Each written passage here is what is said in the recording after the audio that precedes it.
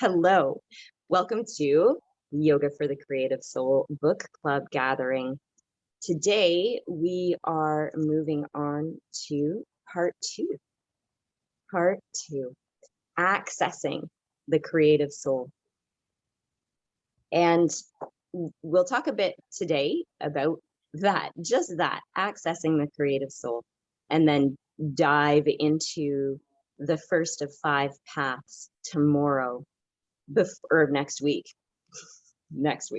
Before we get rolling, I wish to acknowledge the original caregivers of the lands, airs, and waterways that we're privileged to live, work, and gather and create upon. You can research, as people are joining us from all over the world, you can research whose colonized lands you may be living on right now at native-lands.ca. We hold responsibility to join with the current caregivers of these lands, airs, and waterways and continue to support their efforts of protection and conservation for future generations.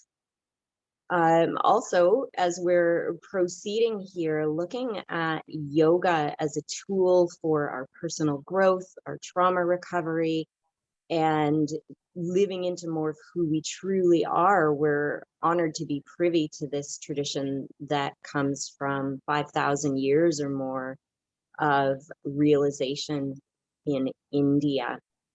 So today, as we're talking about these 5 paths to enlightenment or self-realization or accessing our creative selves, 4 of these paths are discussed in the ancient works of yoga and similarly the ancient works of Hinduism, which they're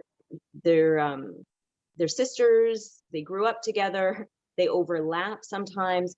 Where Hinduism is a religion, yoga is a technology for all religions. So no matter the religion or absence of religion you may be coming from, yoga provides syntax. It's the skeleton upon which we flesh out through our own beliefs and understandings, and supports us in living more fully into any religion that we may be participating in, or spiritual practice that's personally meaningful if we're not involved with religion. The Bhagavad-Gita is of a meeting with a young prince who's being called upon to go to war, Arjun or Arjuna. And as Arjun says, I don't want to fight my family. This is ridiculous. We don't need to go to war. And Krishna comes down and says, yeah, we probably don't need to go to war, but that's your sacred duty right now. That's the work that's in front of you, and we're called to do our sacred work. Each soul has its own spiritual purpose.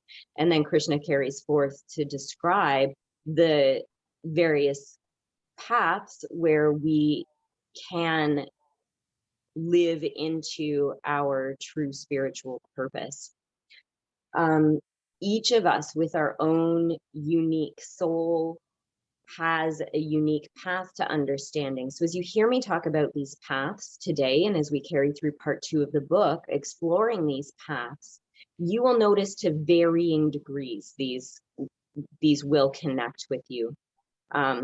Sometimes inherently, sometimes you will find that you will have been living into this path for years without even having identified it. And it can be kind of fun to reflect upon which of these paths is most true to who I am.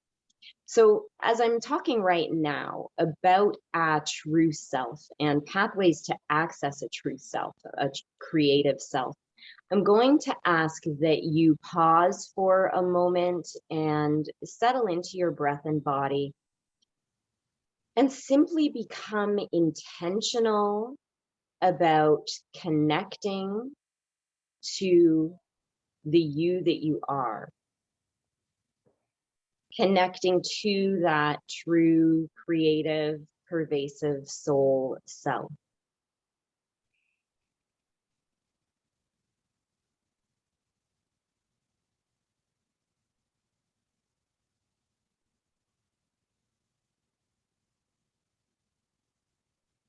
And allow the beauty, the fullness, the comfort of this connection to show itself on your face. Some days it's very strong and automatic. Sometimes it can be challenging to access, which is why we talk about these pathways. No matter how strong or not it feels today, whatever connection you are sensing, let that be enough and appreciate it.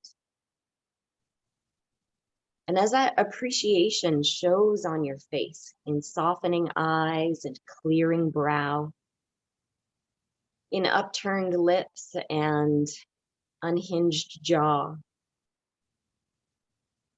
in softness of throat and breadth of chest, mobility of abdomen, strength of back, support of seat, legs, and feet. Allow the appreciation of whatever that connection is today to flow through you and with you.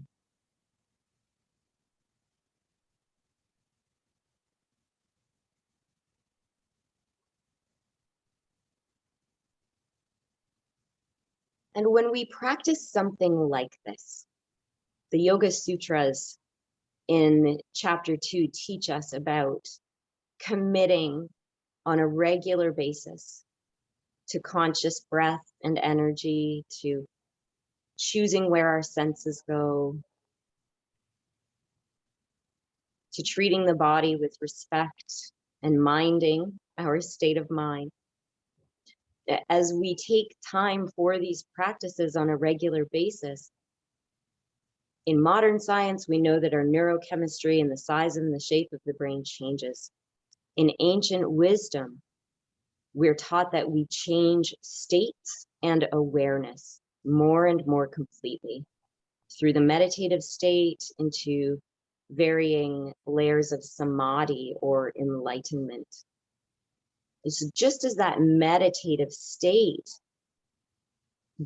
bestows that enlightened sense upon us, gives us that feeling of connection and calm acceptance and awareness of truth in our being and the world around us, so our creative practices bestow that upon us as well. The creative state is comparable to the meditative state. Self-expression and expressive arts are ways of bringing the true self into the world. And if not that, much of what we do in these gatherings and in our trauma recovery work is that we express the obstacles. Part 1, where we've just been with all of our gatherings these last months, we're about removing the obstacles. And when we express what's in the way, when we get it out of us, there's more space for that creative sense or that enlightened self to be there with us.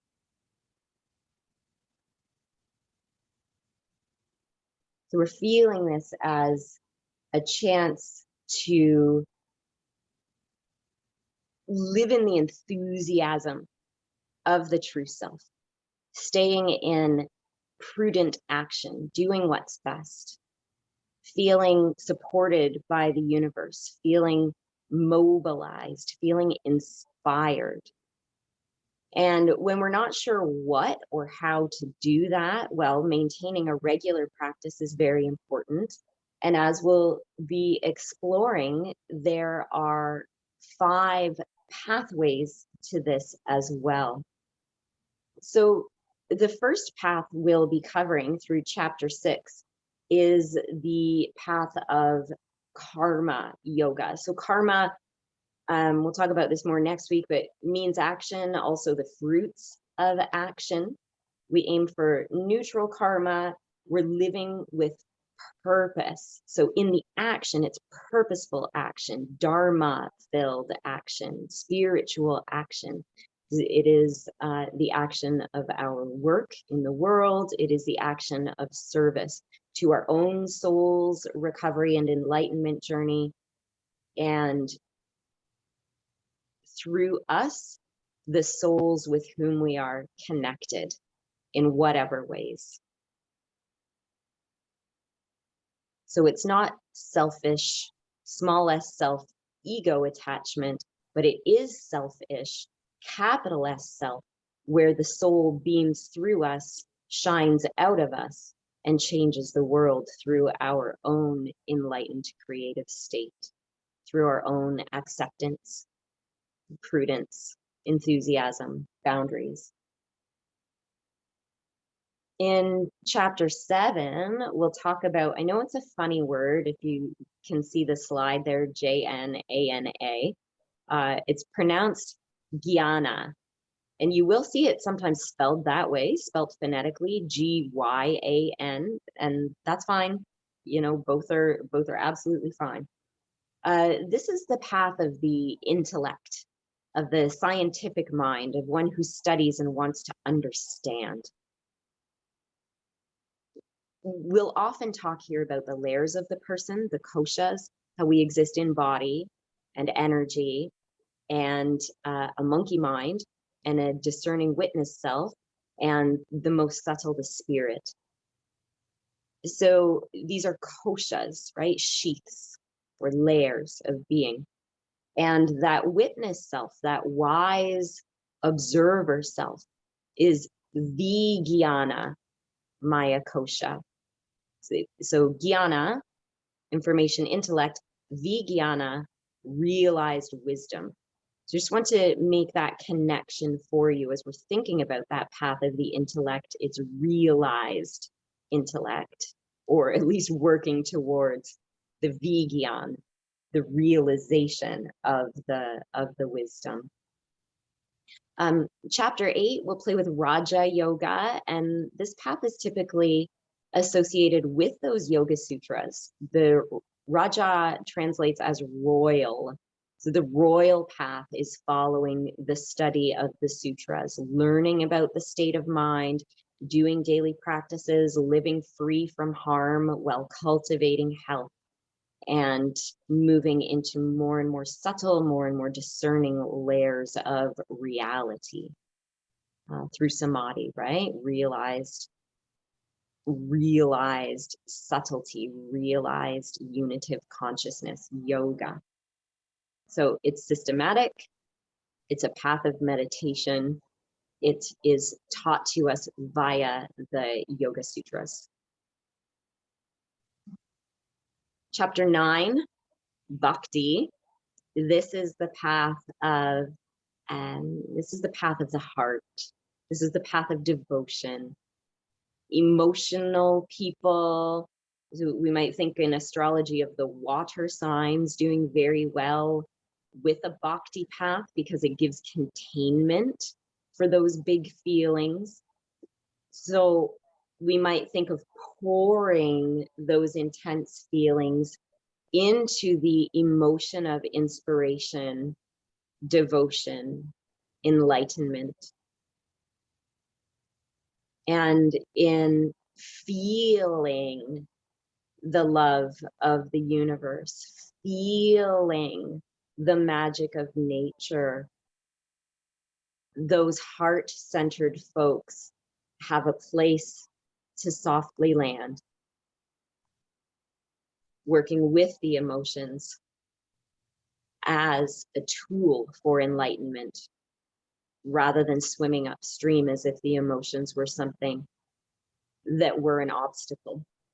Perspectives and stories we tell ourselves about the feelings, sure, but the feelings themselves can truly be tools of recovery, expression, and enlightenment.